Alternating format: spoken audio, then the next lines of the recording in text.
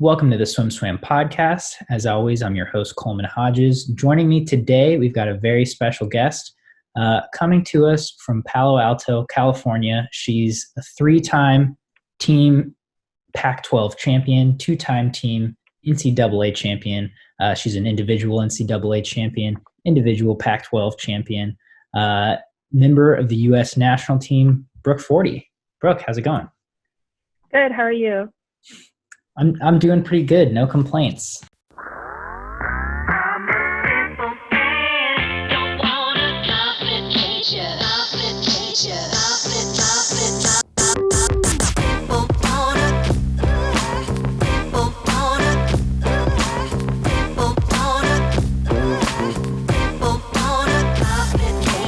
I know the fires have been a pretty prevalent thing out there in Palo Alto.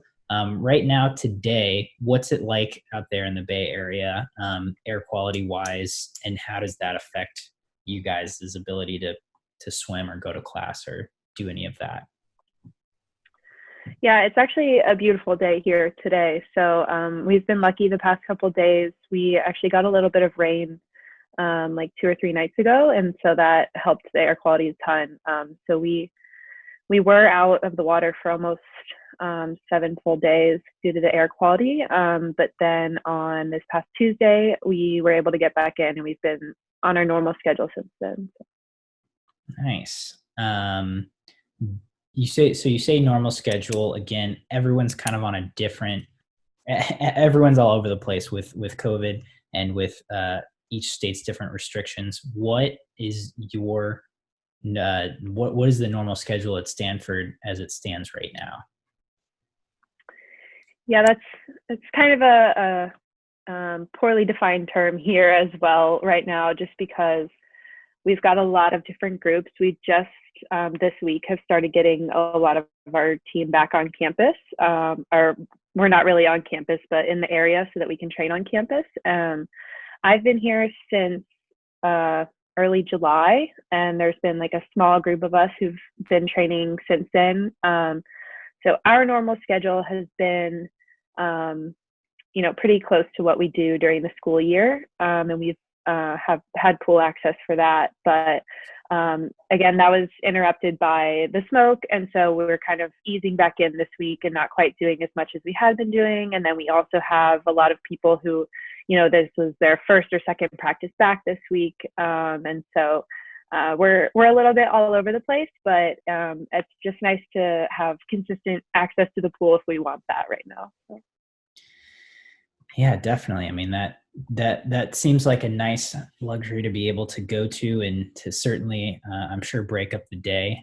If you don't know, California has been having wildfires, and there have been lots of issues with ash, smoke, dust going through the whole state, the whole country. I know this was on September 10th that a lot of people, swimmers on my end from the Bay Area, were posting pictures of the sky being completely orange. Brooke, you posted a picture with a pretty powerful caption. Could you comment on that and just give us a little bit of your mindset on this happening? For sure, yeah. That was a little over a week ago that I didn't take the picture. My teammate Allie Robb took it, and I borrowed it because her picture turned out better than mine. But we were at afternoon practice, and the sky was like completely dark. That picture I posted was taken at like 2:30 p.m. So it was like dark and orange, and just felt really, really surreal to be practicing in that. And the air quality that day actually wasn't too bad. So we were able to swim because all the smoke was trapped up like above the marine layer. So that's why it was causing the sky to turn that weird color. But anyways, climate change is something I've always been passionate about it. But I think recent years at Stanford, I've started to get a lot more involved in sustainability committees. I work with the student athlete sustainability committee here, and we're making a lot of changes within the athletic department. It's just something I've been learning more and more about, and trying to use what my knowledge to do something about it. So that practice kind of struck a chord with me, just like how visible the effects of climate change are now, and we haven't always had that in the past. But I felt like it was important to bring people's attention to that and make sure that we're doing something with these warning signs.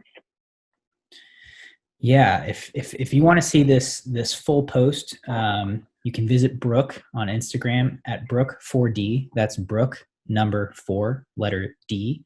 I'm looking at the post right now, and I just it like you just said, your post ends with doesn't have to be big, but do something different and vote. I think we're seeing huge initiatives right now with social injustice, social unrest, and political unrest to go and vote, like you said, and then also this, the climate change is certainly at the forefront of people's minds with things like these wildfires happening. Is this? You said you've gotten into this recently at Stanford, and certainly Stanford, has a history of being at the forefront of social and world change. Is this, when you were choosing schools, did the allure of Stanford was part of it, that you could do something different, that you could be at the forefront of change like this? Honestly, no, not really. I love the atmosphere at Stanford, where it's kind of, so many people going after so many like big dreams and really trying to make a difference. But I never really, had a specific goal in mind for myself, or thought that I would be sort of drawn into anything, world changing like that.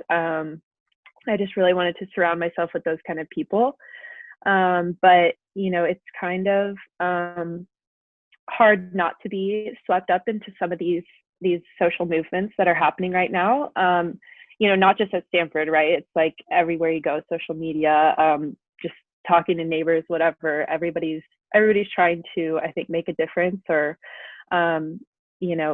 react in some way to everything that's been going on recently. So I think I'm lucky that my Stanford community has given me a lot of resources and pathways where I can, just learn more about these problems and know how to act, and B, like share that information in a way that hopefully will help educate others or inspire them to do something. When I saw this post, I certainly appreciated it, and I think it's important to keep these conversations going, and to I certainly really like the message that's been going around, that it doesn't have to be big, but you can do something, and it's going to help. It's going to make a change. Thank you for your insight on that topic. I really appreciate it. Let's turn the focus back to the pool. For listeners who don't really have a lot of knowledge on Brooke Forde, she's been swimming at a very elite level since she was an age grouper. She was, I think, how many years were you on the national junior team, Brooke? I think 3, maybe. Yeah. So since you were 15, essentially. About, yeah. You went on to Stanford to become Pac-12 NCAA champion. You won the 500 free at the 2019 NCAA championships. And I remember seeing a practice video of you from high school on flow swimming. And I think in that practice you went maybe like a 403, 400 IM in practice. Do you remember this video? I think it was like it wasn't a straight 400 IM. We would do like a IM predictor set where you do like 200s of every stroke, and then my coach had some mysterious formula where he would like predict your 400 IM time from that. So I didn't quite go 403 in practice, but it was like my add up from my 200s. Okay, nice. So you're from Louisville, Kentucky. You swam for the I'm blanking on your club team's name. Lakeside, who's they've produced a lot of great talent throughout the years. Tell me about your swimming roots. How did you end up at Lakeside? Yeah, so my mom actually grew up swimming in Louisville and she swam for Lakeside. And then my older brothers both swam as well. I started out on a different team in Louisville when I was younger, and I wasn't really sure if I wanted to be super committed to swimming. I was doing some other sports, but once I got to sixth grade, I think I pretty much knew I was going to be a swimmer. So I switched over because there was just a lot better training group at Lakeside. What other sports were you doing at the time? I did a little bit of everything. I was pretty serious about running. I did track and cross country. I did high jump and long jump. I played basketball. I actually played football when I was a lot younger for a little bit. Nice. Gymnastics. So yeah, kind of tried out everything. Okay, that's pretty cool. You don't get a lot of swimmers who are high jumpers and long jumpers. Do you, I mean, do you still run, or do you still like to do exercise outside of the pool like that? My running ability has definitely declined. I tried running again when the pools were all shut down, and yeah, it's not as easy as it used to be. But I would like to get back to enjoying running again once I'm done with swimming. So we'll see. But we incorporate like a lot of jumps and stuff in our dry land we do at school, and I actually really like that because it kind of ties in with my days as a track athlete. Yeah. Again, I think being athletic has never hurt swimmers, especially on land. If you're able to do it, it seems like a good thing. So you go to Lakeside, and was that a bit of a shock to your system when you first got into that training group, or do you feel like you fit right in pretty well? I would say I fit right in. I mean, at that point, I was still pretty young, so it was like swimming was swimming. I was more so just like having fun with friends. But there was a really great training group my year and the year above me. So we had like Asia Sight, Kennedy Lohman, Brooke Bauer, like just like a really big group of girls my age. And then my brother, I trained with him as well because he's just one grade above me. So it was a really nice group we had. That's yeah. I mean, that's a lot of big names who went on to swim at Division I programs and have lots of success kind of wherever they went. I mean, and to have them all in one spot, do you think, when did you said at that point swimming was swimming? Was there a point when you got a little more serious, or it became a little more serious to you in terms of either your commitment or maybe even the pressure you were feeling to perform? I mean, I would say like it wasn't really until high school that I thought of swimming being really anything more than like a means to college. Because I always wanted to swim in college. It's what my brothers did. It's what my mom did. I wanted to have that experience, but yeah, it wasn't until high school I started to improve a lot, and I realized, I had a lot more goals for the sport besides just like, getting into a college. So Uh, was there a certain meet that happened, a certain practice, or was that just kind of a gradual process of you realizing, oh, maybe there are other goals that I have? I'd say it was pretty gradual, just as I started to improve and go to bigger meets. I think making the national junior team was definitely a turning point because anyone that's done it can attest, like getting that taste of international competition, representing the United States, like it makes you hungry for more of that because it's so fun. And so I think that was definitely a turning point for me. Can you tell me about that first trip with USA and the national junior team? What trip was it, and what stands out to you about that? Yeah, my first trip was Junior Worlds in Singapore. I'm blanking on what year that was. Maybe 2015. 2015. And I mean, that's like it's a pretty big first trip. And I wasn't even like a member of the junior team before that. So it's not like I'd ever even been to camp. I like hardly even knew what the junior team was. And it was, so I qualified at San Antonio Nationals, and it was a trip scheduled where you like leave the next week. And so it was kind of like a whirlwind. Like all of a sudden I was like getting taken to team processing, and they were like, do you have a passport? I was like, no. And so I like had to get an expedited passport, and like suddenly a week later I was in Singapore, like missing my first week of school. So it was like kind of a shock to my system, I think, just like so much bigger and more competitive than anything I'd been to. And like I said, just showed me a whole other side of swimming that I really enjoyed, and made a ton of good friends. Like a bunch of my now Stanford teammates were on that trip, and we didn't know each other back then. So it's kind of fun to look back on. Now, heading into that 2015 Nationals in San Antonio, did you even realize that that was a possibility? Did your coach know that that was a possibility? Did he have or did they have an idea that you might actually make that team? I did not have any idea. I didn't even really know that meet was a thing. I remember my goal was to make national select camp. So I think you had to be like top 10 or something for your event or your age group. I don't remember. And so after my race, I made it in 4 a.m. first. I remember I like went back to my dad and I was like, I think I made national select camp. And then my coach Mike came over and he's like, yeah, you also made junior worlds. I was like, what?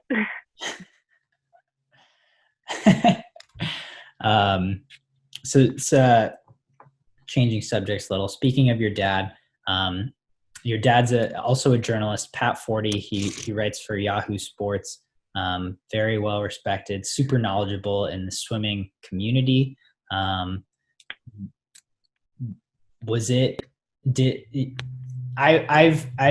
watched him from afar interact with, I know your oldest brother swam for Mizzou when I also went to Mizzou. So I've seen him afar interact with you guys, and it seems like he does a very good job of being a fan on one end, and then being a professional on the other end. What was it like with him being in a sporting family and him being a reporter growing up? I mean, I would say definitely like sports were like the thing of our household.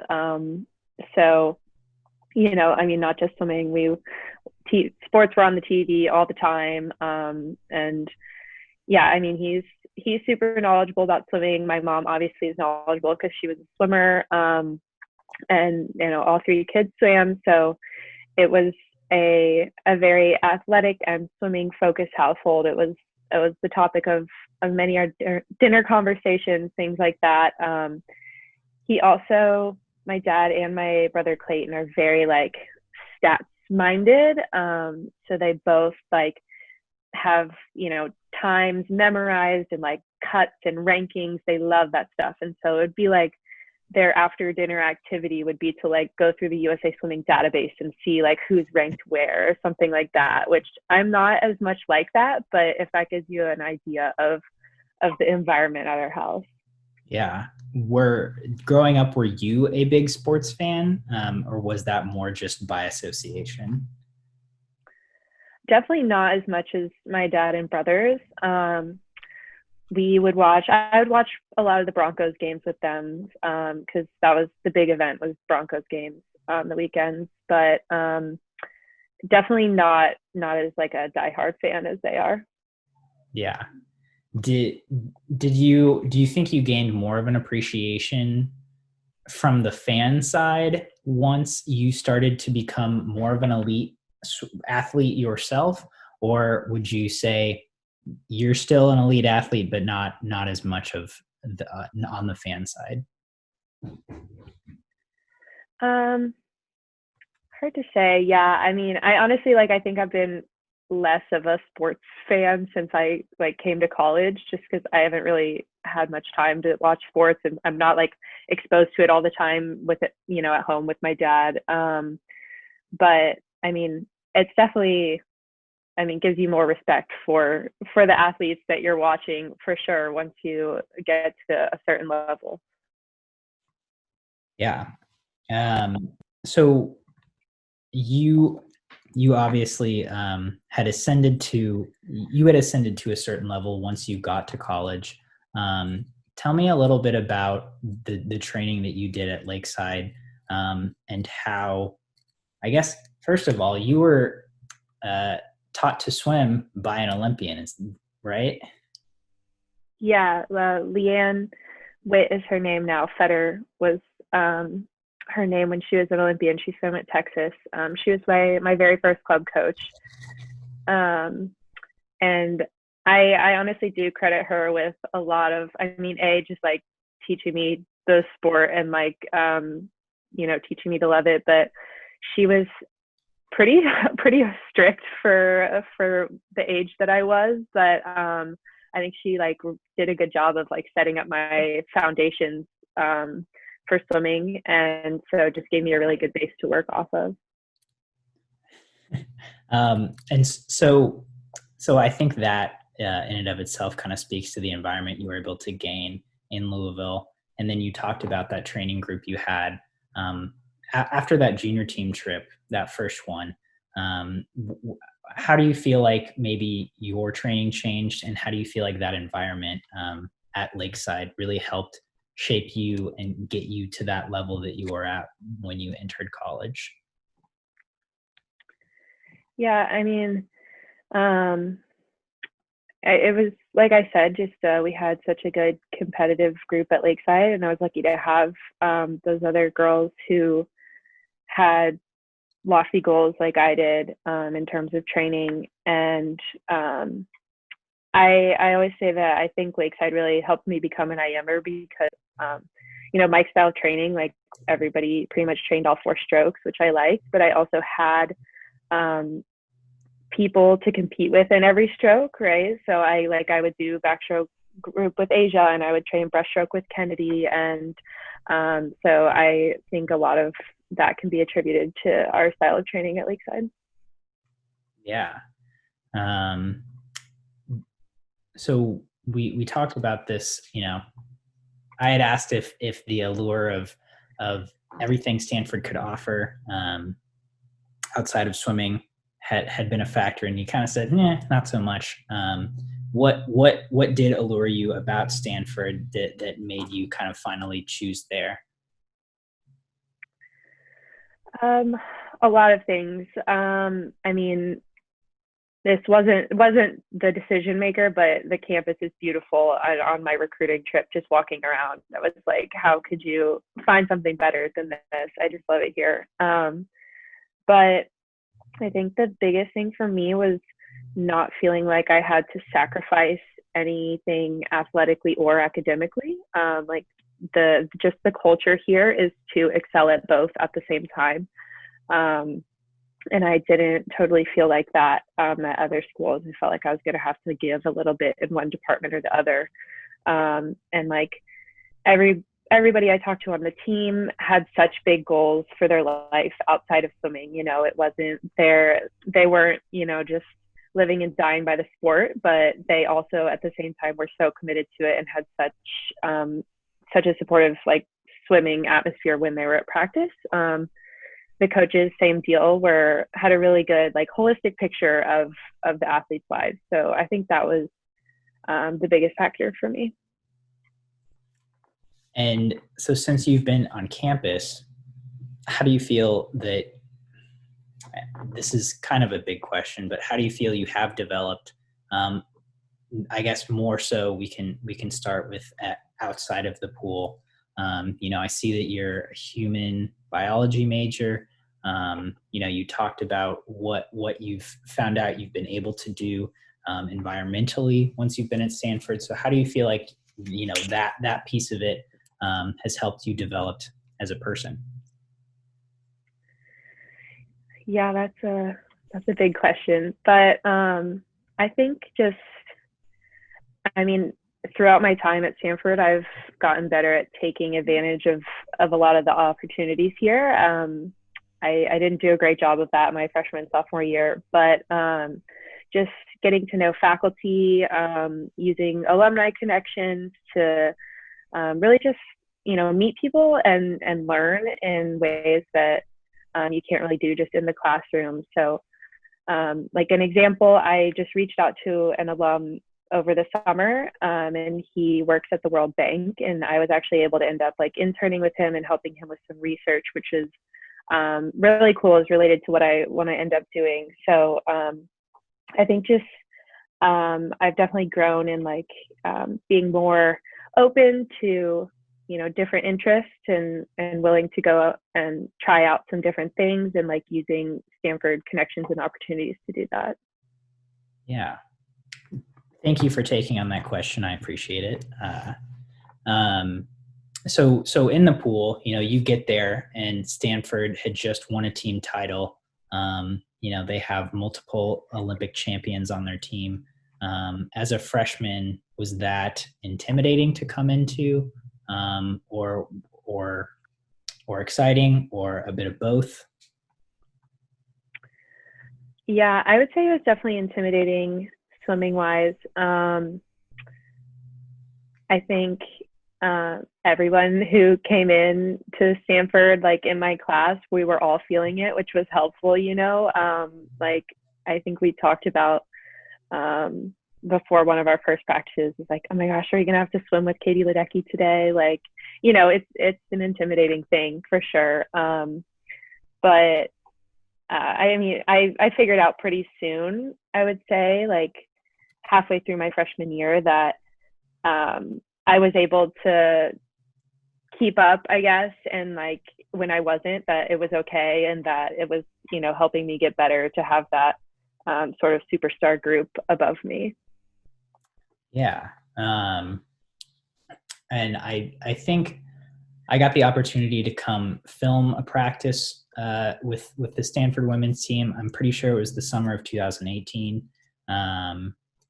It was in May, and the afternoon practice, you guys had an IM day, and it was Katie, you, Ella Easton, who's an NCAA champion in the IM events, and to fly. That group was just staggering at how hard you guys were working, and the times you guys were throwing down. It certainly blew away my mind. So a year in, how would you say you grew, and how did you feel differently? I'm guessing that intimidation factor had left pretty quickly. Yeah, definitely. It was definitely, I couldn't say like a moment that it happened, but there was maybe a gradual transition to where I was stopped trying to just like chase after, like Ella, Katie, and them, like whoever our top group was at the time, and started actually trying to race them and, leave my lane and stuff like that. So I would say that was big progress for me, and just like having the self-confidence to say like, I belong with this training group, and like it's a good thing to be a little bit behind them and be chasing after them. Yeah, you just mentioned self-confidence, and I think, again, training in a group like that, I'm guessing that would be pretty huge. I obviously, there's probably not one person you can attribute that, to building that self-confidence to, maybe besides yourself. But how were you? What were one or two ways that were really helpful to you to build that self-confidence in order to say, hey, I can hang with these guys, I can lead my lane, I can do the best I can in practice? Yeah, I think a lot of it was just was gradual, seeing myself improve, like literally just the times, seeing like, okay, I'm only 1 second behind them, like I can keep up with them this time, stuff like that. But a lot of it also just came from our team environment, and just like having everyone be so supportive, you know, and like that superstar group, like they were encouraging me to race them. Ella was always great about that. You know, she would challenge me during sets and tell me to race with her, which I really appreciated. And the coaches as well, you know, just making sure to keep pushing me if I'm getting stagnant. Yeah. So jumping ahead to your sophomore year, heading into NCAAs, how are you feeling going into that meet? I mean, you guys had a successful Pac-12s. You know, you won. The team won at Pac-12s. Heading into NCAAs in 2019, how are you feeling about that meet? Trying to remember. I think, oh yeah, we had finals week during NCAAs. So honestly, I was pretty stressed. I think I was pretty much only focusing on my human biology exams I had to take. And then the meet would come after that. But yeah, I mostly remember being very stressed before that.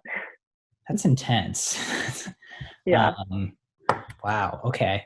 So you, again, you were a part of the 800 free relay. You famously swam a 250 on the anchor leg of that relay. But you guys still won by a very sound margin. And the next night you come back and I think maybe even surprise yourself and win the 500 free title. How are you approaching those races, especially considering that you had finals? Yeah. I mean, both of those things were kind of surprises. Obviously didn't plan the extra 50. But the 800 free relay is like my favorite and also the scariest event. Like it's the only relay I pretty much ever do. And so like relays are more pressure for me. I'm not used to doing them that often. But I really, really like doing it. And I was anchoring, which also, as an underclassman, I felt like was a big responsibility. So anyways, I was, just super nervous and also had taken my 3-hour exam and then gone straight to the pool to swim that race. So my mind was all over the place, but, it was just, I don't even know what to say about the extra 50. It just happened. And then I kind of had to I shut off my phone afterwards because I was getting like 500 text messages of people being like, oh my God. So I shut off my phone that night and just tried to sleep and then come in with like a fresh slate for the next day. And really ended up surprising myself in the 500 as well. My goal going into that meet was to make the A final. And I already was going to have to drop a lot of time to do that. So Greg talked to me after my prelim swim, or actually right before my final swim. And he was just kind of like putting the bug in my ear. He's like, hey, have you thought about winning this event? And I was like, maybe. So anyways, it was a super fun race. This seems like a trend. You go into a race, make the world junior team, go into another race, win an NCAA title. It doesn't always happen like that. That's fair. But do races like that? I mean, it seems like we've talked about confidence. You talked about, kind of getting more serious with your swimming and goal setting. Once you have races like that, does that really kind of bump into gear or change the mindset of, okay, maybe I can shoot for this next time as opposed to shooting for this? Yeah, for sure. I mean, that's honestly been a challenge for me because I think I historically, like you kind of mentioned, have done well in those settings where I don't have super lofty goals. I'm just swimming to swim and I end up surprising myself. So it's actually been a challenge for me to have to go into races or meets with higher goals for myself and then try and meet those, as opposed to just going in with lower expectations and surprising myself. But it's definitely something I've been working on. Yeah. If you have palpable ways, cool. If not, that's fine too. But how do you work on that? Because I think that is a fine line of, it's pretty easy to perform under no pressure, but then if you give yourself lofty goals, that also comes with a certain amount of pressure from yourself. How have you been able to kind of find that balance? Yeah, I mean, I think a lot of it has just come from more experience, and like as I as I set new goals and try and always make them challenging now, just getting used to swimming with that pressure. Um, yeah. And does that come from practice, like swimming in practice for you, or competing at meets for you? I mean, big meets like NCAAs or nationals, obviously only come around 2-3 times a year. How do you build that on a more regular basis? I mean, I think it translates to practice pretty much the same, right? So like you have a big improvement, and then like your pace times that you need to hit get faster, or who you're supposed to be racing in practice suddenly changes to someone faster. And so it's sort of the same thing where you end up having higher expectations for yourself in practice as well once you start improving. And so I think that's something that's helped me with meets too, is just knowing that, hey, I've been meeting these higher expectations every day in practice, so like it's going to carry over to competition as well. Yeah. So last question, just for fun. Since you've gotten to Stanford, it seems like you've gotten, the team is pretty close. You've got a social core, and you guys are able to do a lot of pretty cool things in the Bay Area, around the Bay Area. Really get into the outdoors, kind of tying what we talked about at the beginning. How has that been helpful, again, to kind of finding that balance of in pool, out of pool, mental stability? Yeah, I love doing things outdoors. I love exploring, and so we have a really great group of girls on the team who like to do that as well. And like the Bay Area is great for that. You have beach, mountains, forest, everything nearby. So we get super busy during school and swim season, just like everyone does. So whenever we have the time, it's really nice just to get away and get a little bit of a breather. And for me, I love doing that by, hiking, going surfing, camping, stuff like that. Do you have a favorite place that you've gone thus far? Hmm. Um, I don't know. I've really been trying to get better at surfing, so I've gone down to Santa Cruz a couple times. I got my own wetsuit now, so I just need to get my own board. I've been renting, but that's probably one of my favorite things because it's not too far of a drive. Just drive down to Santa Cruz and surf for the day. Nice.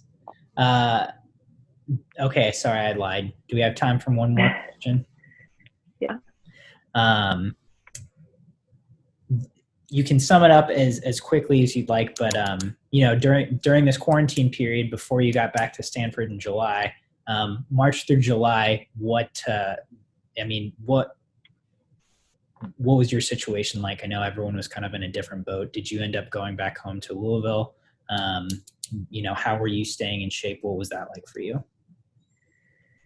Yeah, so I ended up going back home. I actually brought two teammates, Lauren Pitzer and Katie Drabot, with me. They came to Louisville for about 2 weeks, and then they both ended up going home when we realized how long this was going to go on. So I did online classes from home for the spring quarter. I went to Florida for a little bit. My grandpa lives there, and had some pool access there for a few weeks in May. But I was out of the water like pretty much all of March and April. And then I came back to Louisville in early June. I had a tonsillectomy surgery and then started swimming again gradually after that, like through June, and then came back to Stanford in July. Nice. So to wrap this conversation up, moving forward, like you said, you're kind of back into a new normal schedule at Stanford. Obviously, that's probably fairly fluid, given our current state of the world. What are you looking forward to in the next couple months? What do you have any short-term goals? What's just kind of your next few months looking like?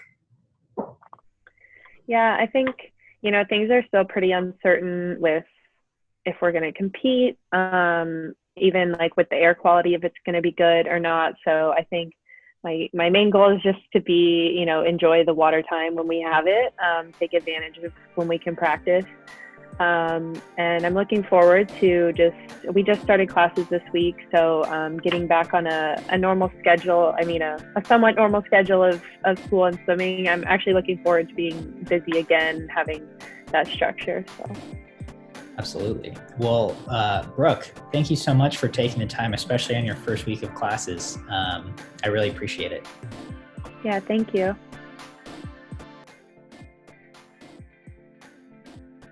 You've been listening to the SwimSwam podcast. Stay tuned for new episodes every week. You can take SwimSwam podcast on the go by subscribing on your favorite podcast platform. Look for links in the description below, and be sure to subscribe to our YouTube channel for more videos as well.